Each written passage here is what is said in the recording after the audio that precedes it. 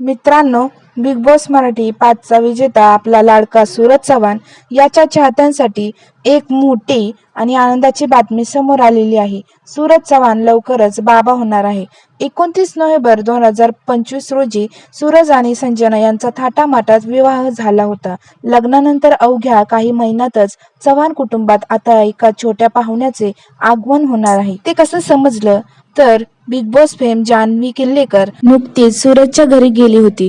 तिने शेअर केलेल्या व्हिडिओमध्ये सूरजची पत्नी संजनाचा बेबी पंप स्पष्टपणे दिसत आहे. त्यामुळे संजना गरोदर असल्याच्या चर्चावर आता शिक्कामोर्तब झाले आहे. सध्या सोशल मीडियावर या जोडीवर चाहत्यांकडून आणि मराठी कलाकारांकडून शुभेच्छांचा जोरदार वर्षाव होत आहे.